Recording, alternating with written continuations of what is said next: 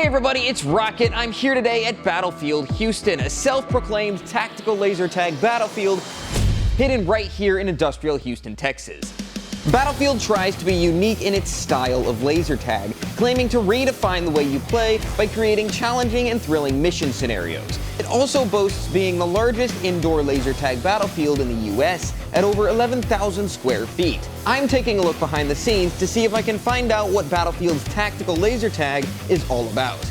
I'm here with the creator and owner of Battlefield Houston, John Pittman. John, what inspired you to make a different style of laser tag from what's conventional? I think I discovered this style of laser tag when I was traveling abroad. I was always in another country, and I was visiting Beijing. I had an engineering team that worked with me there.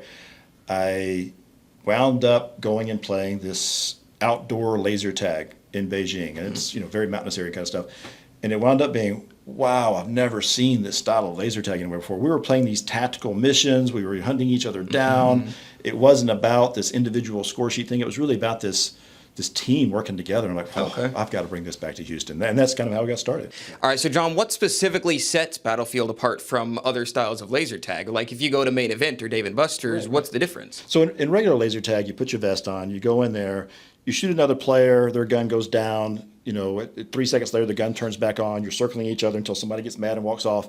In our game style, you really can go in and clear out a room. You can go in there and shoot the players. When their gun dies, they've got to go all the way back to their base, respawn themselves, find their way back forward again. And so it really is that strategic video game style, right? I mean, it's bringing these Call of Duty style games to life where you can eliminate a player, grab an objective, whether you're grabbing a hostage or planting a bomb or stealing money out of the bank vault, whatever the case is for the particular missions and stuff. So it just plays where you're not thinking about necessarily the laser tag gun thing in my score, you're thinking about some other bigger objective. Yeah. Is there something that sets your equipment apart from traditional laser tag equipment? Yeah, so I mean, obviously our equipment is designed for outdoors and is designed for this tactical style of play. So red dot scope on the top, the sensors go on the head, so instead of wearing this heavy vest that some people may feel uncomfortable with, if you stick your head out around the corner to see if somebody's coming, you can take a hit. If you just kind of blindly shoot around the corner, there's sensors on the gun, so you can take a hit. So it plays the way you would naturally feel a game the way to play. Versus, people walking around and covering up their vests and doing weird stuff. Right. Okay, awesome. Yeah.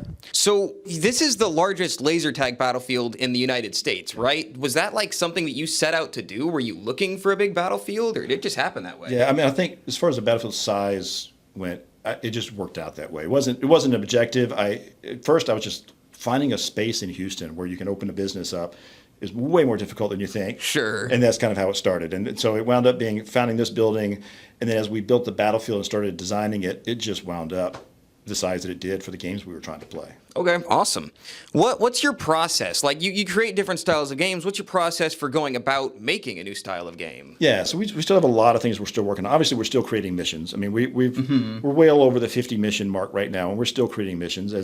As we get inspired by what the kids are playing these days, we're trying to innovate with those things. The main play that we want to do when we're thinking about a game is we want to make sure everybody's participating. So we don't want this hero mode where there's this one person can just, completely blow away the game. Right. We also want to make it so that no matter how good of a player you are, you're involved. So even if you're just a meat shield sort of a thing, you're still working with the objective of the game.